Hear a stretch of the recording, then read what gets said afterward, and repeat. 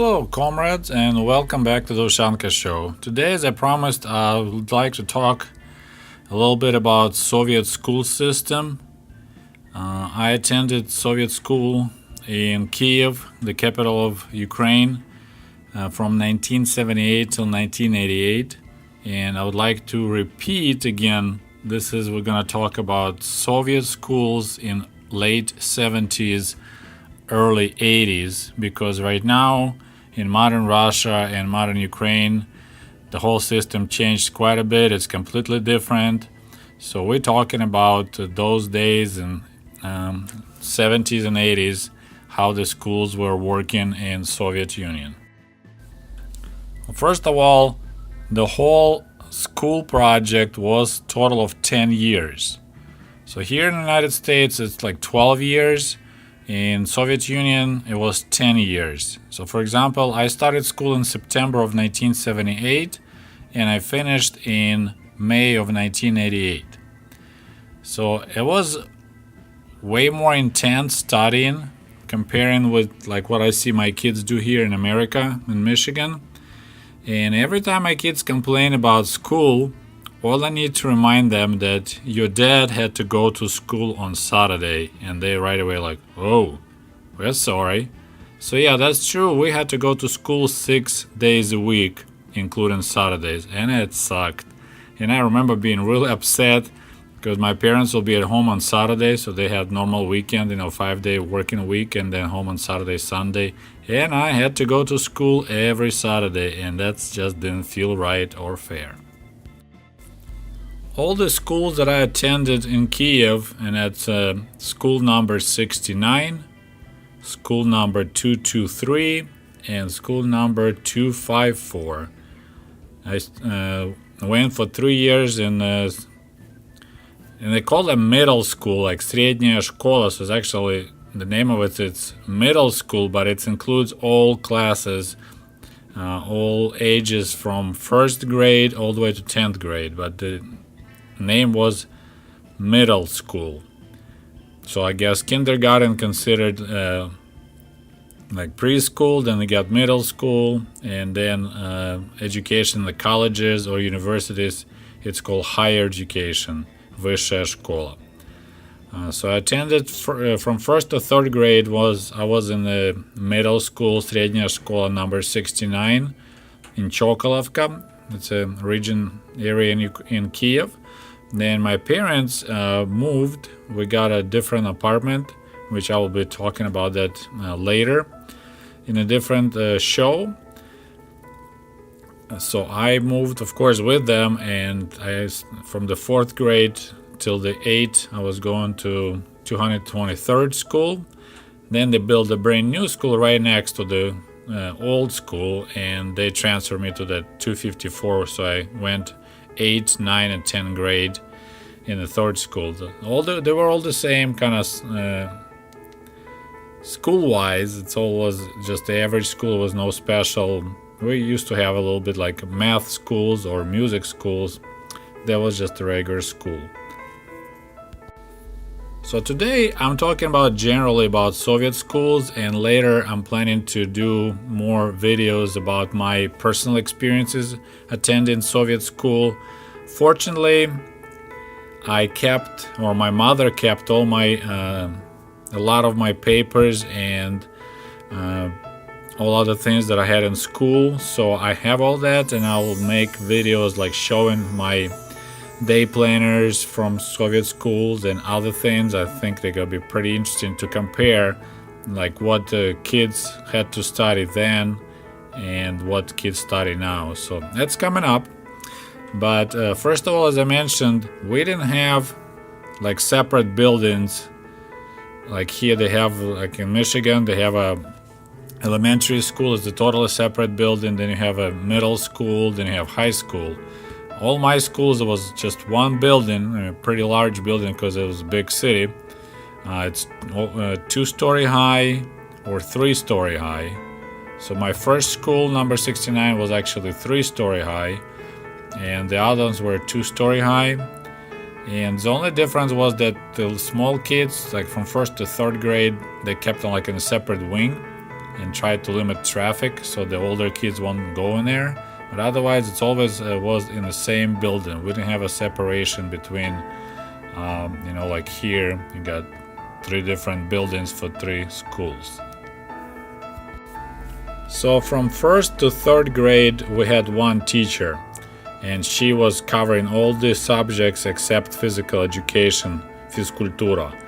So there'll be reading, writing, all other things. There'll be 1 teacher, and she will be in charge of our class.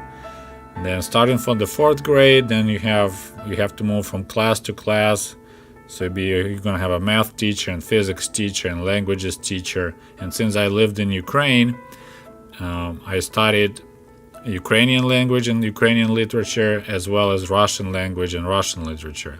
Although even Kyiv was the capital of Ukraine, my school was Russian speaking, as most schools that time in Kyiv, they were Russian speaking schools. It was hard to find a school that will be Ukrainian speaking school. Also, what we had was quite interesting. So from 1st to 8th grade, like everyone is attending school.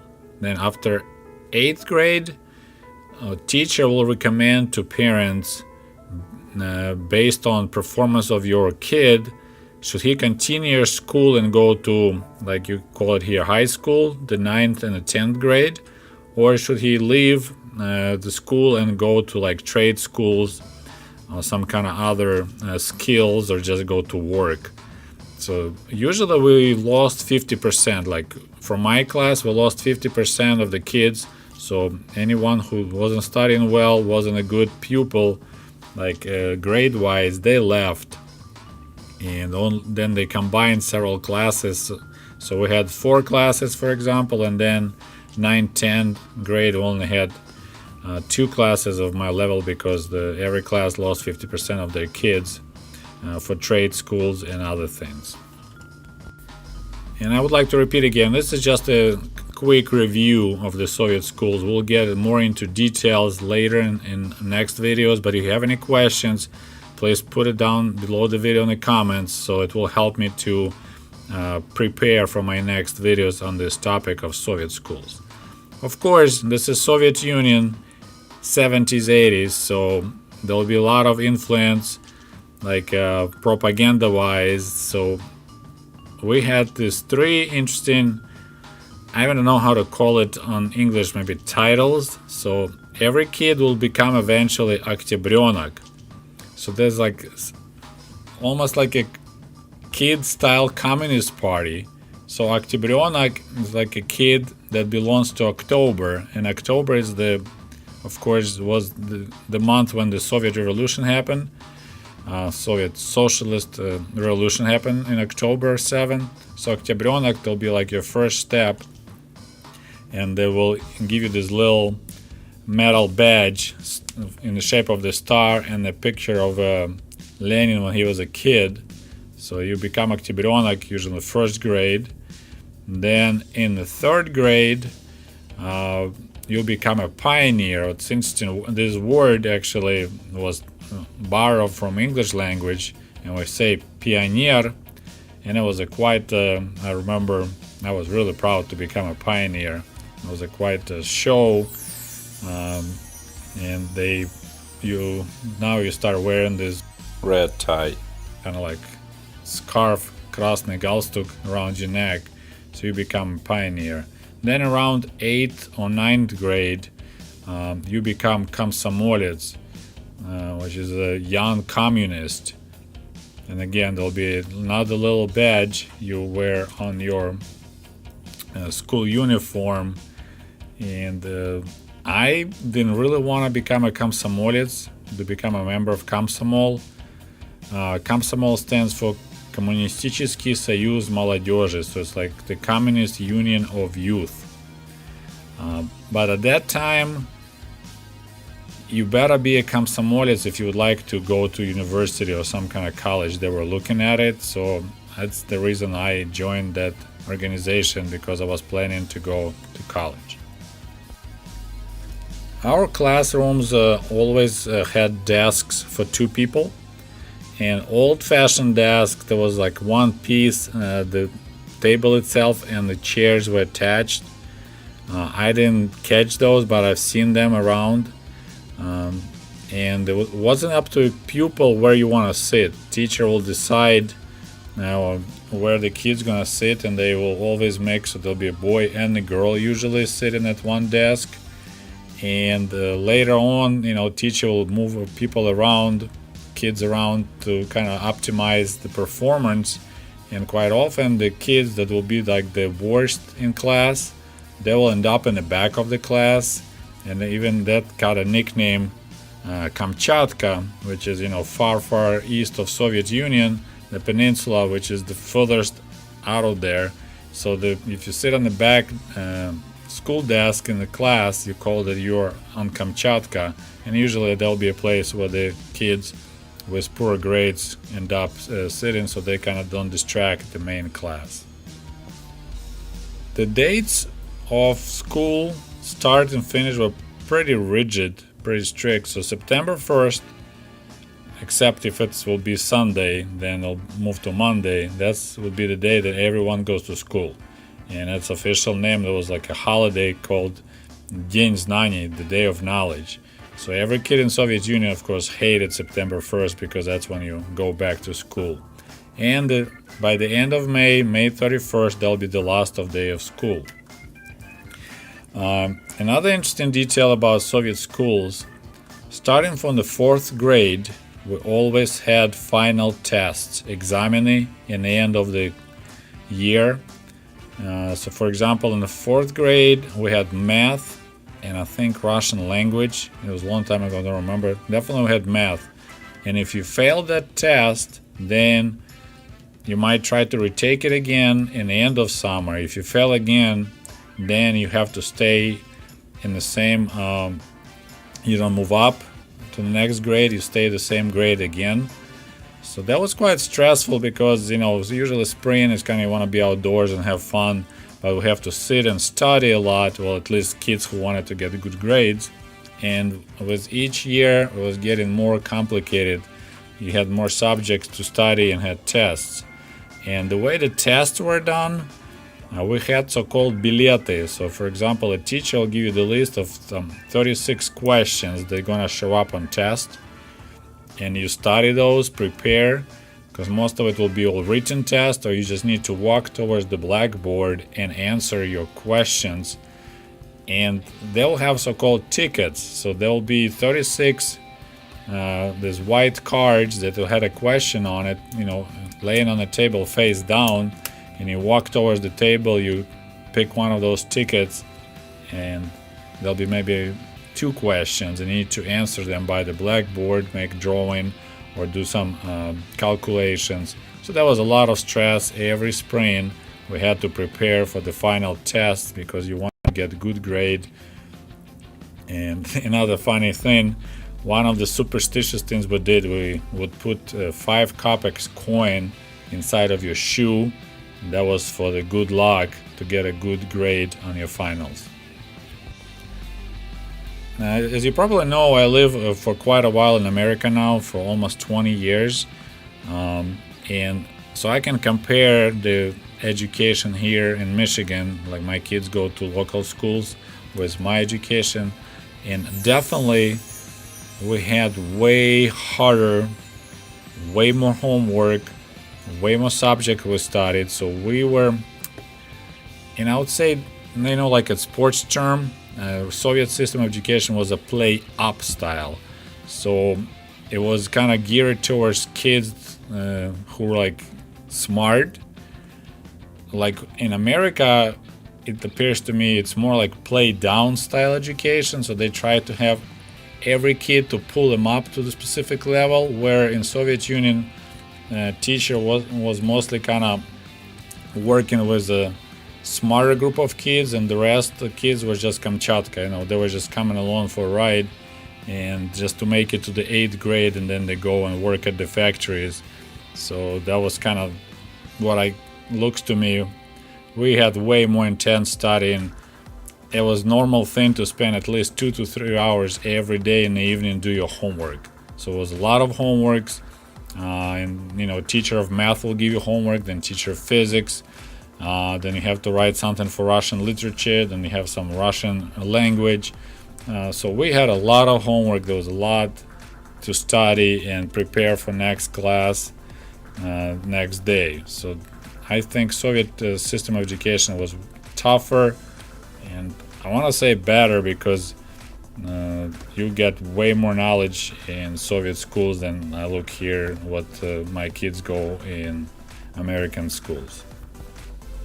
Another thing what was different from American schools or even modern schools in Russia, Ukraine, is we had to have uniform. It was a standard uniform that you can purchase. In Ukraine, it was a brown color, so we had brown color pants and kind of like little jacket. Girls also had a uniform. In Russia, it was blue color usually. So sometimes you could tell if the kid moved from Russia, he'll be wearing blue uniform in Kiev. But everyone had to wear a uniform. And I personally, I like uniforms in schools. I like when it's everything, same color, not being distractive, especially older classes when the girls start trying to look sexy. So it's wearing short mini skirts and something else. Or then you have kind of like, okay, rich parents, the kid has nicer clothes, and poor people, they don't have it. When everyone having a uniform, you like all the same, and I like it a lot.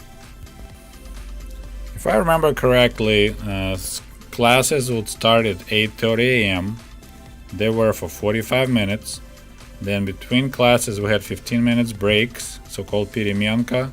So for example, in upper classes, then you have time to move from one class to another, maybe go outdoor for a minute.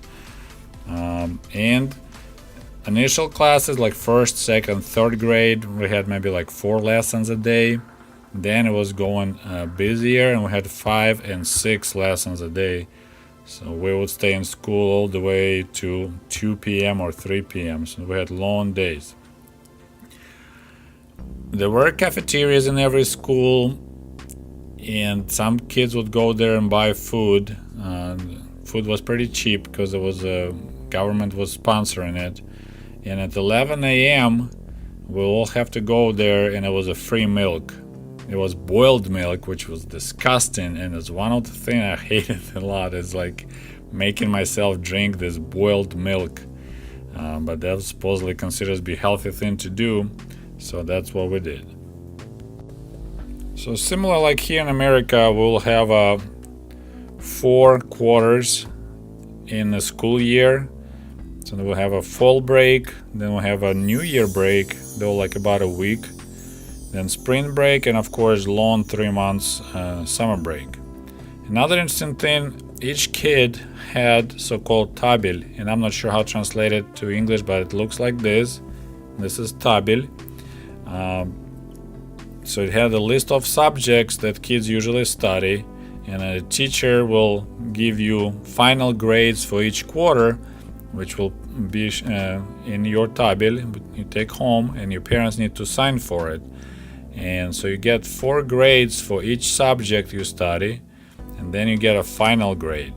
Or if you have tests in the end, so you have also a test grade, then the final grade. And that was a little trick that I used later when I got in older classes. For example, we need to go right away into the grading system.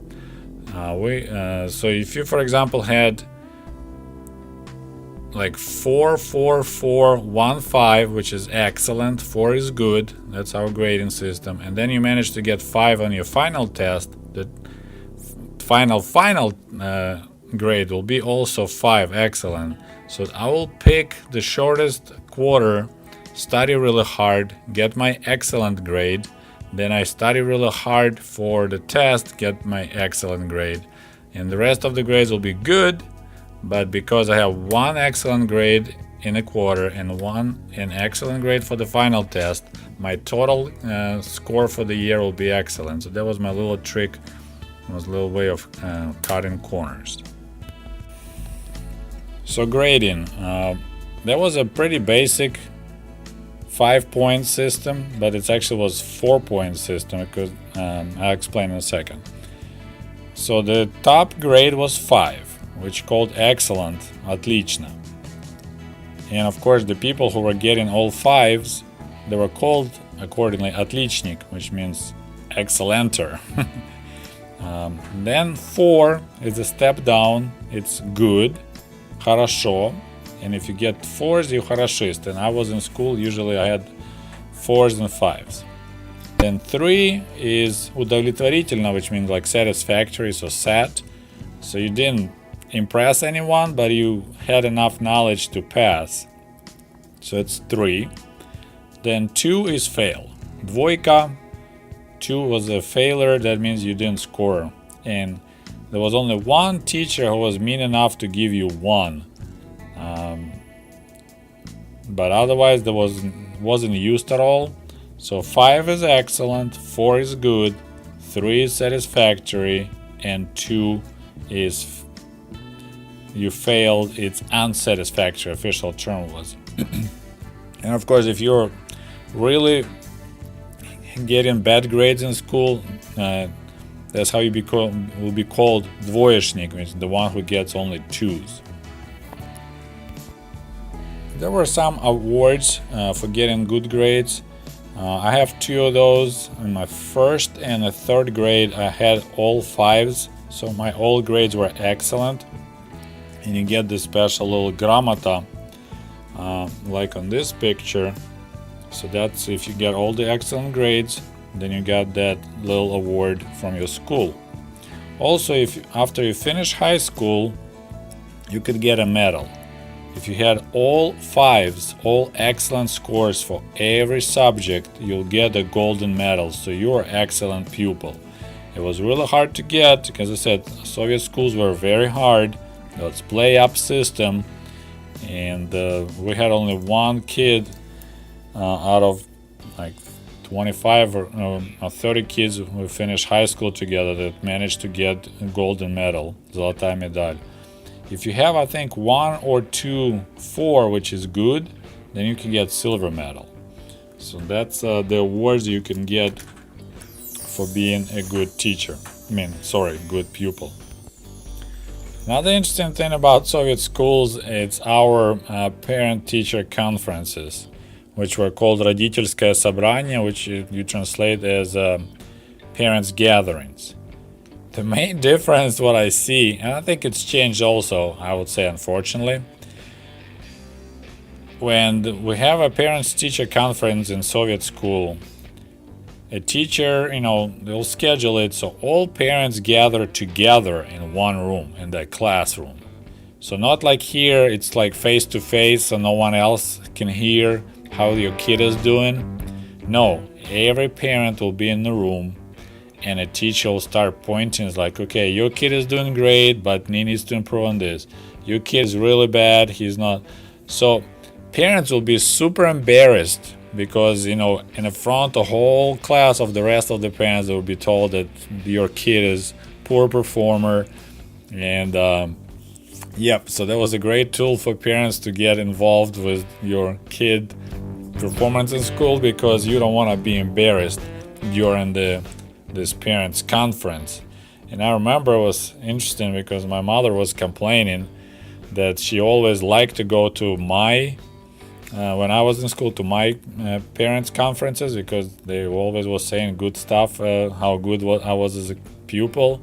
But my little brother, who is 15 years younger than me, he wasn't doing that good in school. Later on, he actually found a field of work that he really enjoyed, and he's doing really good with it now.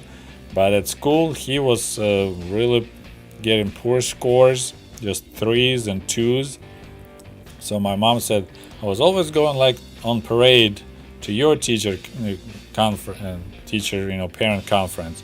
And for your brother, I really hated going there because it was so embarrassing. It was just like I couldn't do it. So that was a huge difference, and it affects a lot when you sit in front of other parents and learn how your kid is doing. So I was surprised to find out that here in America they do all hush hush, like parent to teacher. No one else can hear and find out what's going on. And the last interesting thing we had is so-called Начальная военная подготовка, which is initial military preparedness course, and it started in 8th grade. So we had a retired officer who was in charge of the class, and we will learn how to march, how to do all these basic soldier, things. Then also we will be learning how to throw grenades. Actually, at the outside we'll have a metal shape of a tank, and that was one of the things you have to score, is throw a grenade from a distance and hit that shape. And the cool thing that I had to do is we actually went to the shooting range, and I shot AK-47 when I was still in school. That was part of my training for this initial military training, Начальная военная подготовка. And also in 8th grade we started a basic industrial course. We had several options what you want to study if you want to be a worker. And one day a week, in my case was Wednesday, we had no classes in school. We all take a public transportation to this different school, and over there they will have different equipment, and all day you'll spend learning how to make things, or be, for example, a truck driver. Several guys were learning how to be truck drivers, and actually they end up getting a driver's license, which was really cool. And but I was just like a metal worker. So this is my short, quick overview of the Soviet school system. As I mentioned, we'll go more into details, and it will greatly help me if you guys have any questions about it, anything you want to know more into details. Please shoot me an email or post a question on this video so we can make a better videos together. Well, today Comrade Sergey will talk about sex education in the Soviet Union. And for those who hate my long and boring videos, of course we had no sexual education in the Soviet Union. Are you kidding me? Программ. Я хотела бы сказать, что у нас в телерекламе все крутится вокруг секса. Есть ли у вас такая телереклама?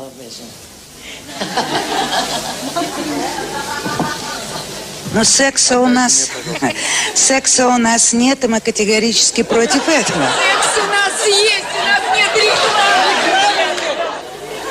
Just like that lady put it, there was no sex in the Soviet Union. So why in the world would you want to have a sex education in the Soviet Union? So back in the 70s and 80s, when I was growing up, most kids and teenagers were getting their sex education on the streets, like probably in most countries it's still happening. I was an exception. My parents never talked to me about sex or anything like that. I mean, they were too busy just surviving. And looking back, now when I'm a parent and I have sex with my wife once in a while, I'm horrified to think what kind of troubles they went through being newlyweds and sharing same room with another family, how they managed to have fun at night when there's another family in the same room. When we got our own apartment, situation got a little better, but we still had one tiny room, which we slept the whole family. We had two click-clack, that type of couches that you make into bed. And so I guess parents were waiting for me to fall asleep before they could have fun. So yeah, that's not a really good situation for them. And now, story time. I will tell you how I got my sex educations on the streets of Kiev. One of the great moments of my Soviet childhood was that I grew up in apartment buildings, so I always had a lot of kids to play with. Right now, I enjoy to have my own house, but if my kid wants to play with someone, we need to drive him to his friends, because in our area, we hardly have any kids. Back home, I always had at least 3, 4, up to 10 boys to play with anytime you go outside. I was probably around 8 or 9 when I first learned about sex and actually saw pictures for the very first time. One of my friends by accident discovered a set of playing cards. I think they were playing cards. They were black and white, so some photographer was making money on the side by printing those pictures, and that was like playing cards like Kama Sutra style. So of course it was quite a shock for a 9-year-old to see all these pictures. They were actually drawings, not pictures of actual people, but still to see all these wild poses, and yeah, that was quite a shock. That's, I think, why I still remember that moment when he pulled out of his pocket this deck of cards and told us, hey guys, check it out what I found at my parents' nightstand. And of course, that's when I realized the purpose of privates, besides peeing, how it works between a guy and a girl. But of course, because I was a kid and really naive and we didn't really talk about it, looking at the pictures, we just giggled and shaking our heads like, oh my goodness, what our parents are doing when we're asleep. So I had a weird understanding how sex works and how making babies process. So my theory was that when you insert penis in the girl vagina, then you need to pee a little bit into it, and that's how the girl gets pregnant. As I said, I was a 9-year-old. I didn't know that anything else can come out of penis, so that's what my understanding. You pee a little bit, and that's how the girl gets pregnant. So after that, every time I was peeing, I was looking like, man, there's a lot of kids being wasted right now. That was my weird concept about how the girls get pregnant. I fell in love for the first time when I was 7. So it's in the first grade. We had a really cute girl. And that was that pure, clean, innocent children love. There was nothing, just a pretty girl that you really liked and you liked to talk to. And I kind of miss those days. But then she moved with her family and she left when I was in the 3rd grade. So that was kind of a little heartbreak there. I also recall this weird kind of concept that we boys had going on, and it was about dominating the girls. So for example, if the girl, when you play at the playground and they being mean or they tease you or whatever, and so you chase her down and you go with your hand under her skirt and you grab her down there, and it's called zalapать, and that was kind of like, that's how you dominate the girl, and you made her to shut up. Or sometimes like, hey, if you really like her, this is how you show that you like her. You kind of drag her somewhere in a dark corner and you zalapать you there, so you kind of touch her down there. It was a really bizarre concept. Usually older boys did it, and as I said, we had a big group of kids playing, and it was all kind of ages, 6, 7, up to probably 12, 13, that kind of were playing together, and then of course older boys were doing their own thing. And I was very shy, so there was only one time when I almost went for it. Looking back now, I realized that probably that girl really liked me, because she was constantly kind of like teasing me and making fun of me. And one time, I don't remember, I think she took my toy or something and ran behind the dumpsters. So we had kind of next to playground, we had 2 big dumpsters where all the trash goes from our building. So that's where I kind of cornered her. So she stood by the brick wall, hiding that toy behind her back, and she was smiling. And she started singing this song that some kids were singing, and at that time I kind of had a little understanding what this song is about, but not like really. And at that time all the kids had a concept that bananas grow on the tall palm trees. So the song was «Висят бананы высоко, достать бананы нелегко, хочу банан». So like bananas grow really tall up in the trees, and it's hard to get bananas, and I would like a banana. So she was just singing that song like, I want a banana, and smiling. And I was kind of had this weird feeling about there's something going on between us two. But as I mentioned, I was 9 years old, very shy, very naive. So the only thing I can think of was I need to zalapать her. So I need to grab her under her skirt, and that will make her give up my toy. I'll show my domination. But the last second, I heard the voice of my dad calling me that it's time to come home. And I abandoned my idea, and I told her, give me my toy. I grabbed it and walked away. So who knows how my life would go if my dad wouldn't call me at that time and I had plenty of time to go after her, zalapать, maybe go for a kiss, and maybe I'll be still in Kiev, sitting in the kitchen, drinking vodka, smoking cigarette, and looking in the window and wondering how would my life would go if I wouldn't go after that girl behind the dumpsters. Otherwise, growing up as a teenager, I always liked older girls. They were more curvy. They had, I would put it, more points of interest. So that was always, but I was, as I said, too shy, and it was like unheard of to date older girls. So I was just looking at them and googling, and but I never dated anyone who was older than me. But now situation kind of flip-flopped, and I blame GMOs, or maybe it's pesticides in the water here in Michigan, but since I'm approaching 50, kind of younger ladies look more attractive. I don't look at the older ladies anymore, but it's probably GMO in the food. I apologize, I kind of drifted away from the topic of sexual education in the Soviet Union, but there's one more story I want to share with you. There's a guy and a girl that were dating in my class when we were in the 10th grade, so we're talking about a 17-year-old, and they were dating, and someone told the guy that there's a specific pose that you can have sex and the girl won't get pregnant. So this is kind of tells you about quality of sexual education in the Soviet Union.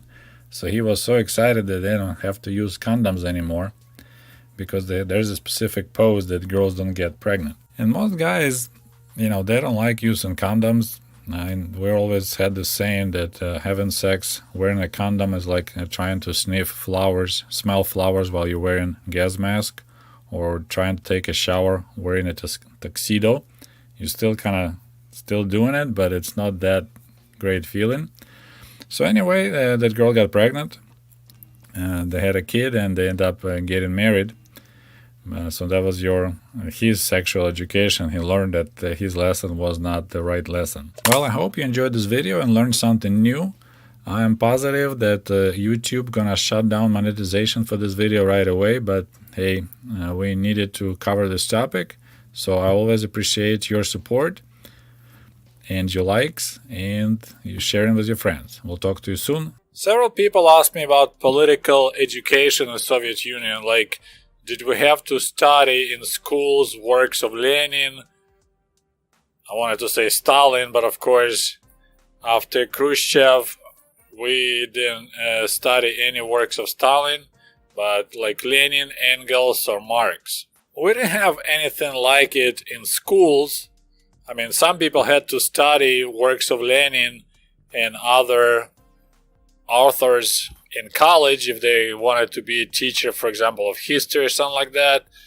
Otherwise, in schools, we didn't have anything like that, but we had quite an interesting activity called politinformatsiya. So this is the new Russian word we're gonna learn today. It's actually more like Soviet word than Russian word.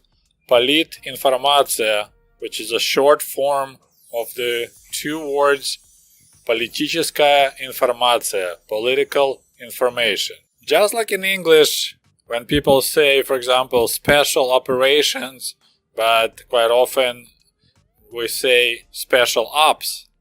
In Russian, we had a lot of this type of shortening words. So instead of saying политический, political, we just say polit. And out of two words, for example, like политическая информация, we'll say политинформация. Or instead of политический руководитель, so like political manager, we'll say политрук. Политический, political, and then рук is short for руководитель. So политинформация, political information. Some people think that политинформация came to the Soviet schools from Soviet army because in the boot camps, young Soviet soldiers, besides physical training, also had to spend quite a bit of time studying works of Lenin and also reading newspapers and sharing this news with each other and with their commanders. So they share this political information, politinformatsiya, between each other. So it was one of the requirements. So the young Soviet soldier is familiar with world situation. So like at this photo, and I apologize for poor quality, but that's my father during his military service in 1960s in Lithuania. So just like that, Soviet soldiers had to spend time in so-called Lenin's room or Lenin's corner. So every military outfit would have this special room which would be full of books with works of Lenin and other Soviet leaders and newspapers, and that's where the young soldiers or any soldier had to spend some time educating himself so he will be politically advanced and politically educated. By the way, if you missed, I have quite a few videos already about Soviet education, and you can look at the list of my previous videos. I actually have a separate playlist which is everything about Soviet education is in that playlist. So, if you watch my videos about Soviet schools, you should know by now that Soviet children weren't the happiest pupils in the world, because we had to go to school 6 days a week. So the only day off we had was Sunday. So 6 days a week, 5-6 lessons every day, each 45 minutes long. And then on the top of it, in my case on Wednesdays, I believe we had them on Wednesdays, we had to show up at school 30 minutes before the first lesson starts. And we had politinformatsiya, political information. Wasn't really a lesson, it was more like activity. But yeah, we had to come to school 30 minutes earlier. Now, in some schools I asked around, I was told that kids had to stay after classes for 30 minutes to have politinformatsiya. Some kids had them on Monday mornings, but 30 minutes a week. Children, I believe from the 4th grade till the 10th grade, had to talk with their teacher about current political events at politinformatsiya. So in Soviet schools, every class, so we had a group of kids, right? So usually 25, 30 kids in each class. And we always had a teacher attached to this class. So she was like class leader, they call классный руководитель. So that teacher, besides being a teacher of math or Russian language, English language, whatever, she also had extra responsibility of watching and taking care of this class, so talking to parents, having parent-teacher conferences.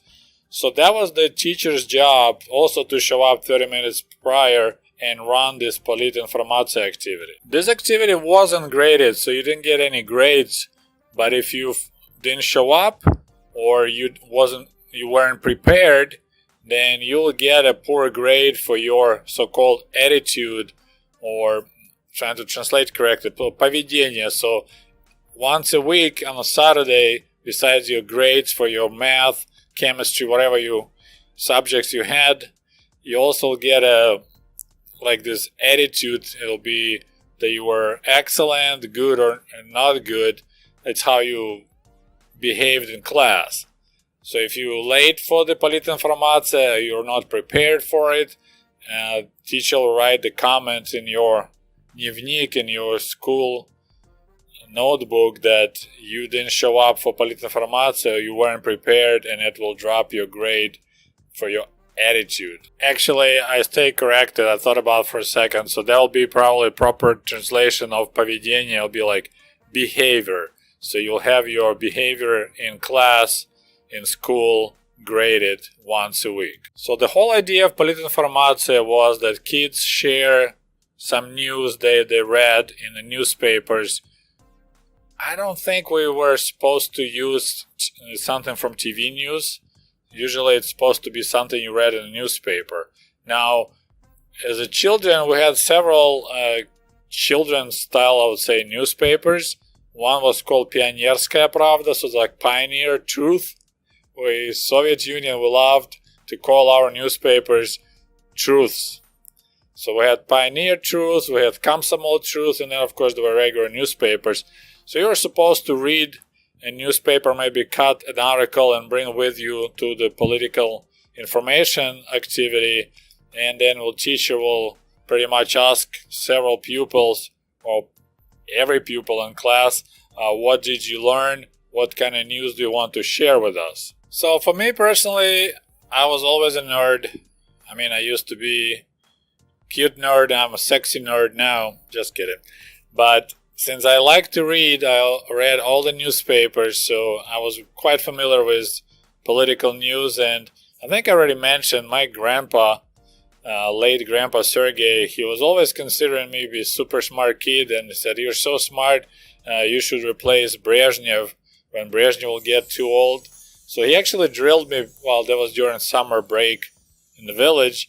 He would be asking what the capitals of the world, different countries in the world, and also he would drill me on the names of the country leaders, so I could tell, who would be a leader of Egypt, Mubarak or whoever the name was. So I knew the leaders' names, I knew capitals of the countries, and so I always could tell some kind of news that I read in a newspaper night before. Now, one kid in our class, he had a nickname Kuzma. He was really lazy. He was one of those type of kids that, he was smart, but he was just lazy and didn't like to study. But he was always really funny because he would just pull something out of his butt, some kind of news, and he would just say, "Yeah, I just read the news about another uprising in the yellow district of New York or black district of New York." So he just randomly will come up with this standard propaganda phrases that were used on TV and the newspapers and radio. And, it sounded like it was like newspaper TV would announce that in the black district of New York City, there's another uprising or, demonstration against high prices or something else. So we always chuckled because the teacher will ask him about what did you want to share with us, and he's just like, "Yeah, yellow districts in New York and other trouble." So we thought it was very funny. Someone else just told me yesterday that when he was in school during Politinformatia, he said, I always would say something about Gaza Strip in Israel or Palestine. So we always had news about that area, right? So he'd never be ready, but every time teacher would ask a question, he's like, "Yeah, there's more troubles in Gaza Strip, poor Palestinians being under attack from Israel," and that was his standard way of coming up with some BS during this activity. And of course, the class teacher also would read some kind of news from the newspaper. And one time I had this interesting situation I want to share with you guys. I don't know if it will be funny in English, but it was really funny when it happened in Russian in our class. So the teacher started reading an article, and the name of the article was "To vzlyot, to posadka." So that was an article about something that relates to the military pilots. And so the vzlyot means a takeoff, and the posadka means landing. So the name of the article was like, after takeoff, another landing. But it happened that we had a song that I just heard not long ago. Actually, it was a really pretty girl playing guitar in a winter camp during the winter break. And I fell in love with the girl, but it's story not about that. But she was singing these words that "to vzlyot, to posadka, to sneg, to dожди." So, we have takeoffs, we got landings, we got rain, we got snow. So kind of like that, the words. So when the teacher read "to vzlyot, to posadka," we have landings, we had takeoffs. Without even thinking, I just blurted out, we have rain, we have snow. And for some reason, everyone in my class thought it was so funny. So the whole class was just exploded with laughter. And I was like, what is this so funny? It's actually a song. So, it's if you say articles called "Girl, it's true," and you just blurt out automatically, "Ooh, ooh, ooh, I love you," or something like that. I don't know if it's a good example, but I just remember that's what happened. Really embarrassing to me in class during Politinformatia, that I made everyone laugh because I was thinking about that pretty girl and I blurted the words of her song. And of course, after Soviet Union went kaput, Politinformatsiya activity disappeared also. But I just actually read the news from Russia.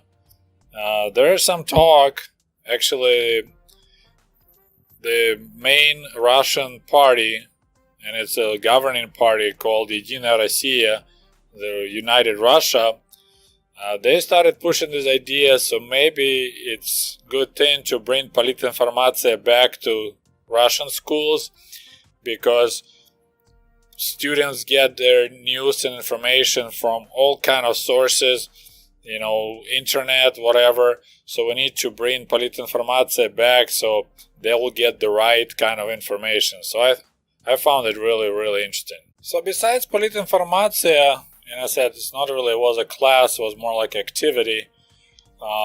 In the 9th and the 10th grade, so that will be Soviet equivalent of high school, we had the subject called обществоведение. So that was more about studying business models, like not business models, like more economical models, how the capitalism work versus socialism. But I'm gonna do a separate video about it. Otherwise, nothing else in the Soviet schools was related to ideology. Any other classes? Well, except maybe the history lessons, because we had like a different history. It would be the history of Soviet Union. That will be like the world history, then the ancient history. So the history of the USSR, that was quite heavy, ideologically loaded subject, because a lot of events that happened from 1917 when the revolution happened, they were kind of shown, I don't know how to say it correctly, was a lot of maybe fake news. So this whole beginning of the World War II, of course, there was never said that, hey, Germany attacked Poland on September 1st of 1939, and 2 weeks later we attacked Poland too, joined forces with Nazi Germany. Nothing like that was in the... So I would say that was kind of ideologically loaded subject, was the history of Soviet Union. Otherwise, we just had regular, math, geometry, physics, chemistry, and so on, as I already showed my previous videos. Okay, well, I hope you like my story. As always, don't forget to put likes, and we'll talk to you soon. Здравствуйте, дорогие товарищи. So a couple days ago, I posted on YouTube a picture of my letter that I wrote around 1980, 1981. So I was about 9-10-year-old kid. And if you follow my channel, you should know by now that I went to that village in northern Ukraine every summer since I was a baby. And I spent there every summer, basically from 1972 all the way till 1995. And quite a few people commented that I had a very nice cursive handwriting, and also they wanted to know what was this letter about, so I decided I'm going to make a separate video on this topic. And I also want to remind everyone who was impressed with my handwriting, you're looking at the handwriting of the kid who was switched from the left hand to the right hand. So this is the cursive of Soviet student who was born lefty, but in the first grade, I was forced to switch to the right hand. So today we're going to talk also about this tradition of switching kids from left to right hand in the Soviet schools. My special thanks и огромное спасибо to all my supporters on patreon.com. Thank you, comrades. It's greatly appreciated.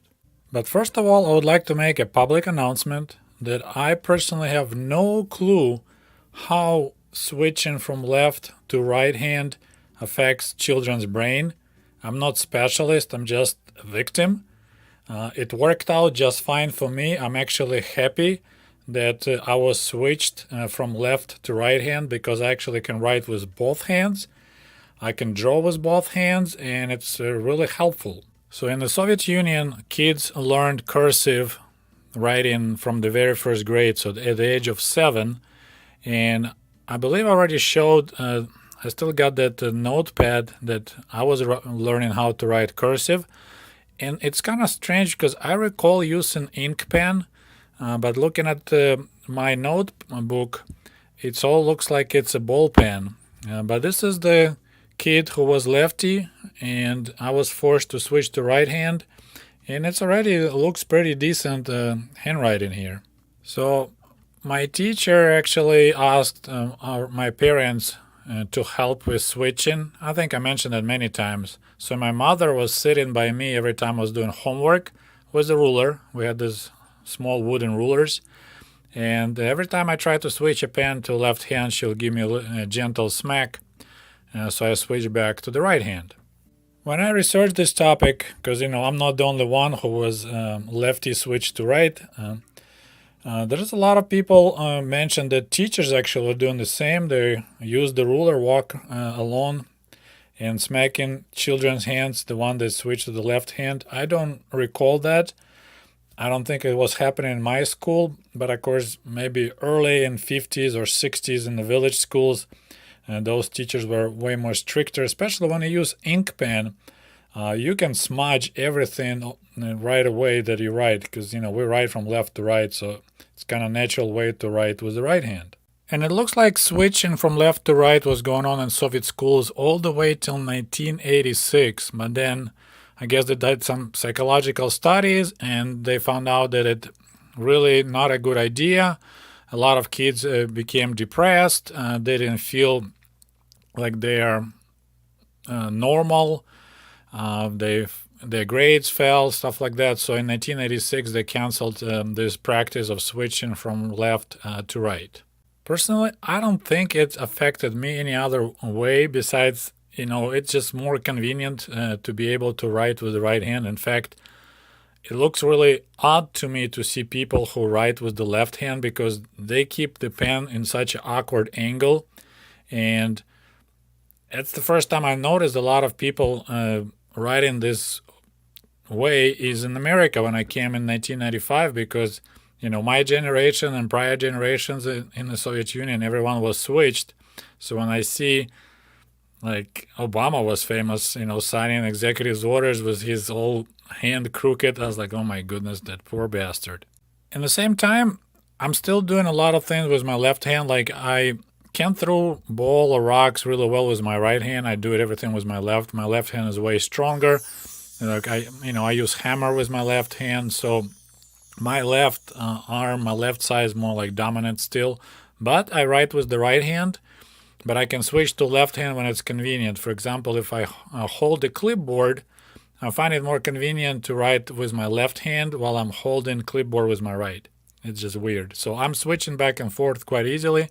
As I said, it doesn't bother me whatsoever. Okay, so now back to the main topic of this video. Let's read my letter that I wrote to my parents to Kiev in about 1981-82. Привет из Жоведи. Greetings from Zhoved, which is the name of the village. Здравствуйте, папа и мама. Hello, father and mother. Письмо ваше получил. I received your letter. Папа, купи мне лекарства от комаров и мошек. Dad, buy me some kind of medicine from mosquitoes and bugs. А то у меня ноги опухли, because my legs got swollen. So, I was outside all the time, and then of course we had mosquitoes sneaking into our house, so they'll bite my legs so much that they were always red and swollen. So I was looking for something to put on my feet to protect from mosquitoes. Кашлять я почти перестал. I almost stopped coughing, so I guess I had a cold. Гимнастику я делаю и не читаю. I perform gymnastics and I don't read. So here we need to talk about it a little bit. So from early years, when I went to school, started having a problem with my back because I was a pretty tall kid. So I had a scoliosis. I think I said it correctly. So my spine is kind of make like this S shape a little bit. So I was supposed to do special gymnastics to improve my spinal cord. And another interesting comment says, Я не читаю, I don't read.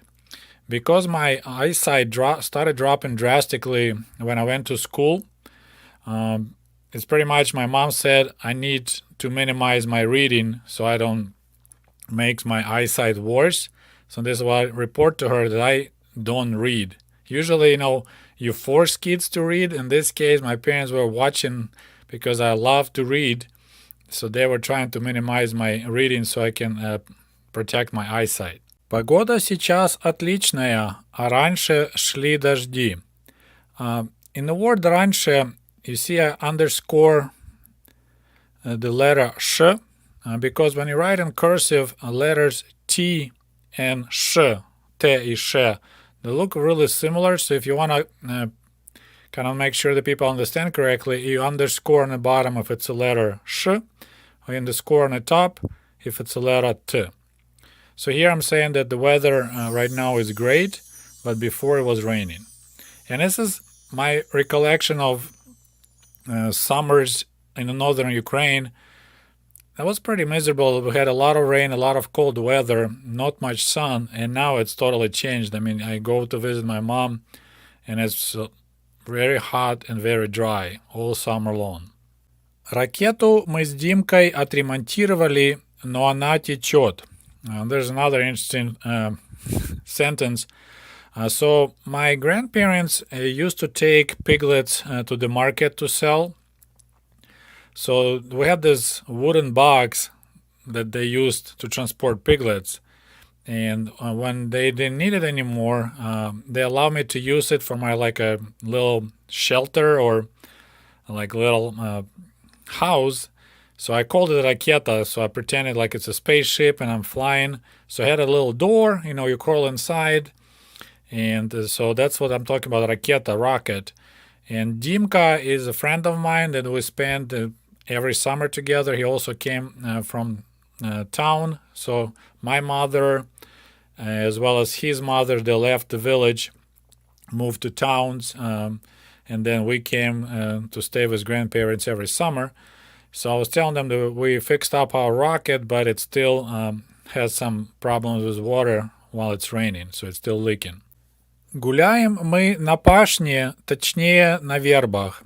So here I'm telling my parents that I play with my friends this area that used to be called Pashnya, and more precisely on the pussy willow trees. So we had 3 big willow trees that got cut down, but they left the tall stumps, so of course the new growth came out, and that's what we like to climb. So that was our like a it wasn't a tree house, but that's the place we like to hang out.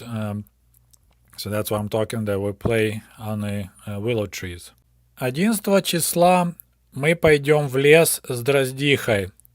You could tell that it's kid writing because I'm saying on 11th, but I don't say is that July or August or June.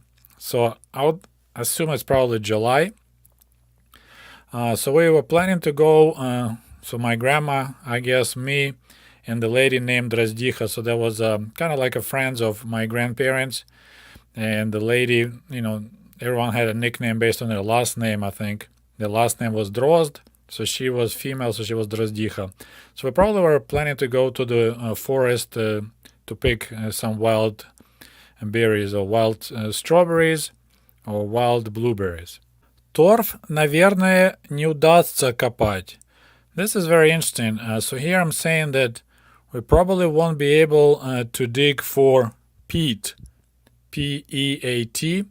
So, some dry swamps, you can dig and you cut these bricks of peat and then you dry it up and you can burn it in the winter instead of firewood. So we used to do it. I recall helping a little bit my grandparents with parents. Kind of nasty job because you dig the hole and of course that hole is still water on the bottom. You need to wear rubber boots and then you have the special tool that you cut into the peat and make this kind of like a bricks, and then they soggy wet and you place them up on a dry spot in the sun to let them dry. So here I'm claiming that we won't be able to do that this year.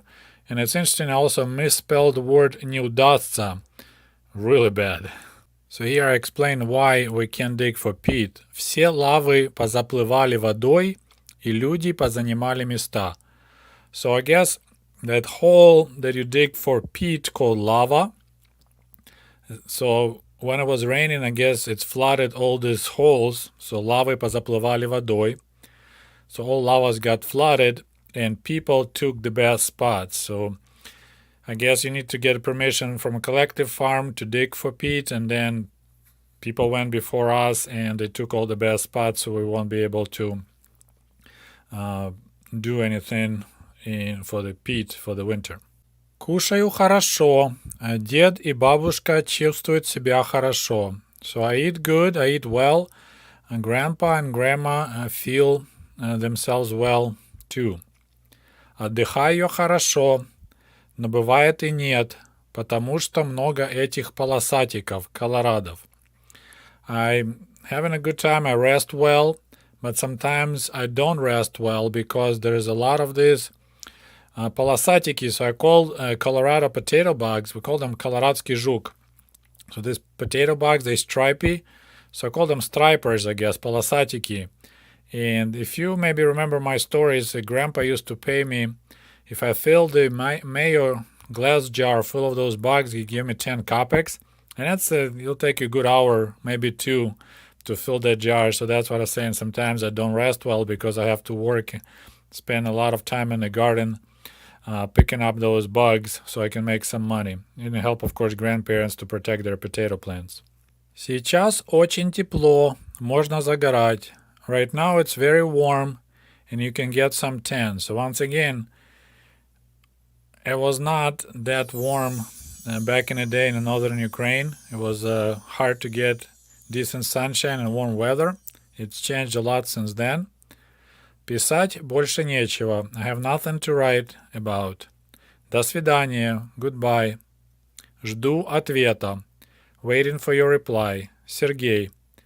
And right next to my name, Sergey, I actually already designed my signature. So that's quite impressive. So we're talking maybe 2nd, 3rd grade. A kid already, I designed my signature.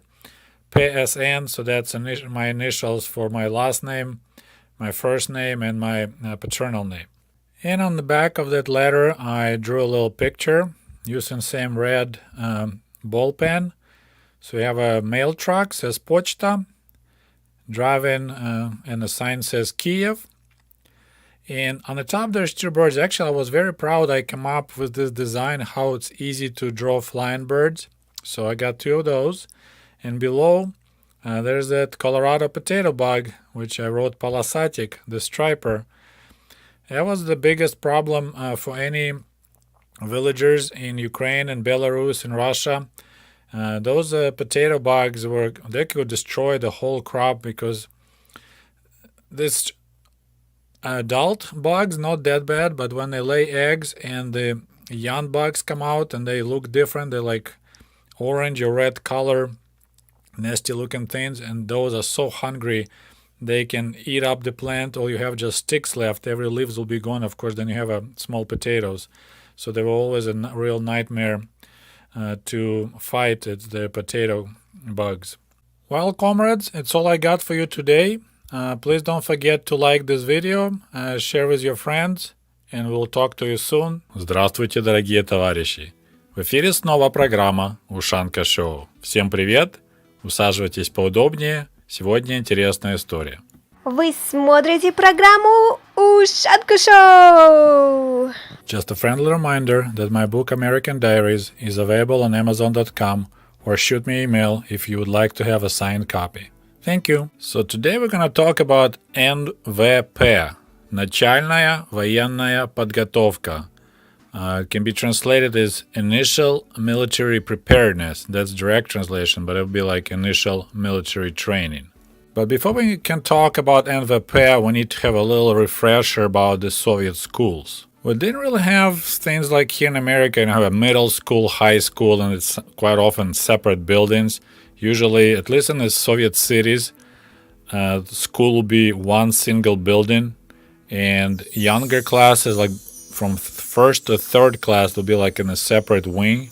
Otherwise, it's all going to be mixed up. So high schoolers and middle schoolers are going to be just walking same corridors, going to the same similar classes, but of course, different teachers and different subjects, but we all were in the same building. Another huge difference, we didn't mix our kids like here in America. It kind of drives me nuts a little bit. that every new year my kid starts, his class is totally different. So they rotate children. In Soviet Union, quite often, if you start the first grade, if you didn't move to a different city, if you start the first grade, you will finish the school with the same children. So they didn't change classes. You have the same maybe 20 kids or 30 kids that you start at the first grade, and you just go through every grade till the 10th with the same children. And the only time when you have this change with kids in your class will be after finishing the 8th grade. So that's kind of similar to the middle school. So the 8th grade, so kids went to school at the age of 7, so plus 8, so the age of 15. 8th grade is when the ones that couldn't keep up really well with poor grades, they will leave school and they go to trade schools or just go straight to work. And the smartest kids will continue for 2 more years, 9th and the 10th grade, and then you have a full kind of school education. So in case of my school in Kiev, we had 4 8th grade classes, and usually there would be a letter attached, so you were 8A or B or C or D, A, B, V, G, D. So I was in the 8B class.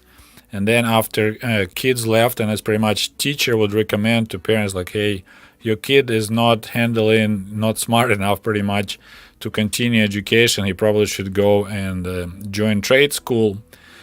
We had pretty much 50% people left. So out of 4 8th grade classes, we had only 2 classes left, A and B, kids who went to the 9th grade. So that's kind of similar to high school. So that was quite a shock to me because, I was with the same children from the 4th grade because we moved from our small apartment to our new 3-room apartment, and I was in different areas, so I had to join different school. So from the 4th grade till 8th grade, so for 4 years, I had same friends, same children in my class, and suddenly, there's the brand new kids. I kind of knew them, but we never were hanging out. So that was quite a I wouldn't say shock, but unusual situation to suddenly have totally different kids in your class. And also, besides new kids, we had new subjects in the 9th grade. And one of the subjects is the topic of this video, Начальная военная подготовка, Initial Military Preparedness, or we just call it NVP, by the first letters of this subject. We had this lesson twice a week. So this is the photo of my dnevnik, my daily school planner. This is actually from the 10th grade. So as you see, NVP was my second lesson on Mondays. And also it was another NVP class on Fridays. And here my scorecard for the 9th grade. So as you see, we had 4 quarters.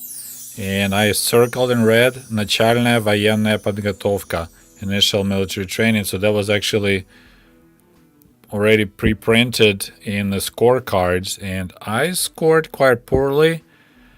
The best grade is 5, excellent. So I had second quarter was bad. I had 3, which is satisfactory, which is not that great. It's like C.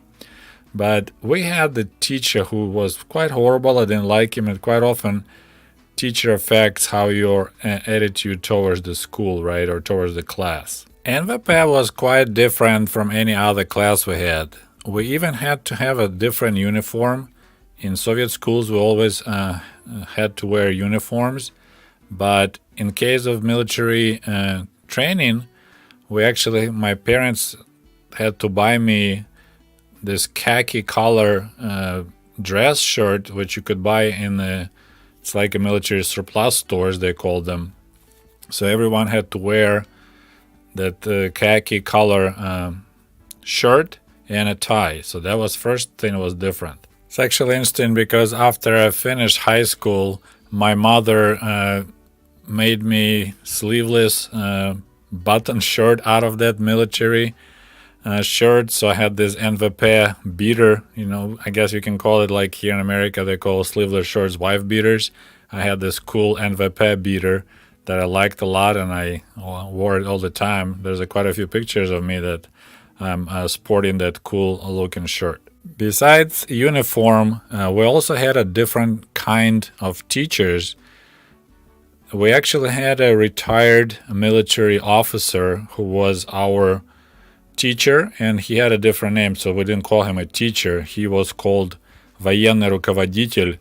So you can translate it as like a military leader, pretty much, but we called him военрук. So it's the short for военный, воен, и руководитель, рук. So we always had военрук, and that was an actual military person that retired and got this job to train young school children to be ready for military service. So here you are, this actual picture of us at the NVP class, but this is the 10th grade, so we're talking about 1987, 1988.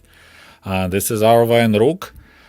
He was a полковник, I don't know how to translate to English his rank, so he was a high-ranking officer. He was very smart, very intelligent. We loved him a lot, and my grades actually went up in the 10th grade comparing with the 9th grade. But yes, this is our class during the NVP, initial military training. And look at the young comrade Sergey. I'm like, it hurts to see myself. No wonder I had a hard time to score with any girl in the 10th grade. My hair is just like, oh my god, it's just so bad. It's a separate topic about hair and hygiene in Soviet Union, but sad picture. And of course, we were provided with the NVP textbook that we used to study several specific topics. One of them was строевая подготовка, which is where you learn how to march. So that was the beginning of our military training. Is pretty much we will gather outside if the weather is nice or in the basement in the school when we had this little shooting range, and we'll be drilled about turning left, turning right, about face, and stuff like that. So налево, turn left, направо, turn right, кругом, about face, turn around, and шагом марш, start marching, раз, два, три. So that was all this kind of techniques, and then how you turn left while you're marching, how you turn right while you're marching. So that was quite grueling and boring, but we had to do that. Next subject was огневая подготовка. So that's like handling weapons. That was more fun, of course. It's included assembling and disassembling AK-47. That's my class did. Depending what year people were going to school, they had a different weapons. Then we had actual shooting like with the BB guns down in the basement of our school.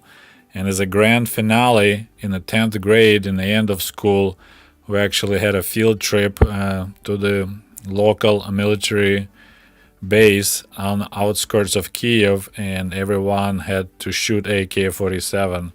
So I did that too, so that was pretty neat. Next subject was tactical training, and that was more about, how do you move groups of soldiers, how do you go into looking for enemies, how you best way to mask yourself in the woods, stuff like that. So that was not as heavy as marching or training with weapons, but we had to cover that too. Another subject was защита от оружия массового поражения. So this is dealing pretty much with aftermath of chemical or nuclear attack. So оружие массового поражения, that's like WMDs.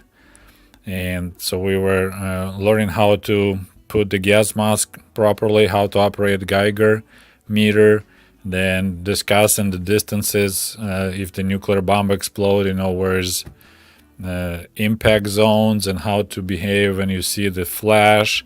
And and we also had a medical training, so it's a basic how to help wounded person, how to properly, if you have a broken leg or broken arm, how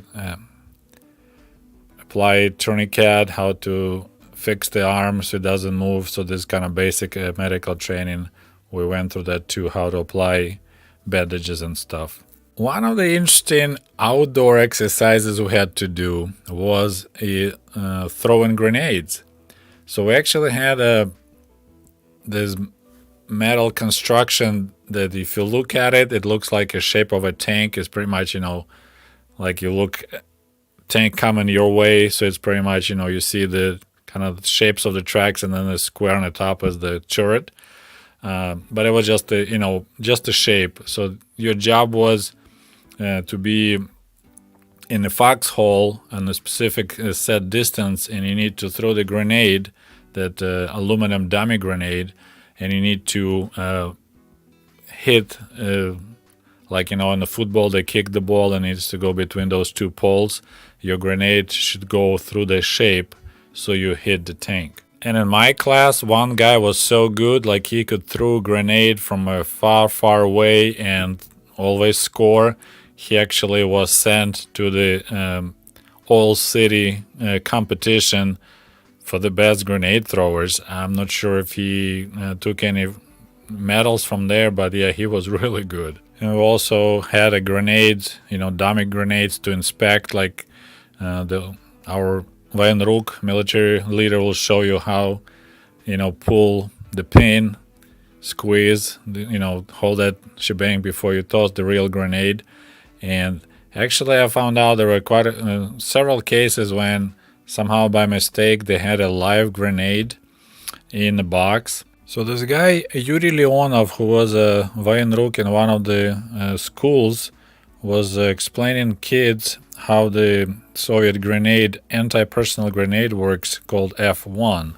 So he was showing them, you squeeze the trigger, you pull the pin, and he said, in a real grenade, you'll hear this kind of like a chlapok, so it's like a little tiny explosion, and then a little smoke comes up, and then you have 4 seconds. But in these dummy grenades, training grenades, all you hear is just a click. So he squeezed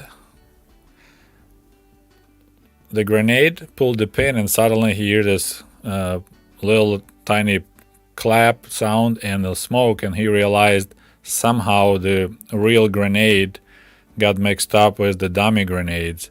See, he has only 4 seconds, and he has 26 kids sitting in class looking at him. And one option will be to toss the grenade through the window, but it's a school, so outside there were kids playing. So he pretty much laid the grenade and crawled over it and killed himself, protecting his children. And I believe not long ago in Kazakhstan happened similar story again. Somehow the real grenade got mixed in with these dummy grenades for schools, and another Vajenruk died protecting children. From what I remember, everyone pretty much enjoyed the NVPAC class. First of all, because we had no homework, so that was nice. And there was something different to do. You had a different person teaching you, not just the regular teachers. And also I recall interesting detail in the 10th grade. Our Vajenruk, our military leader, was actually talking to each male student, not the ladies, because they didn't draft the girls to army, but everyone in class had to talk to him.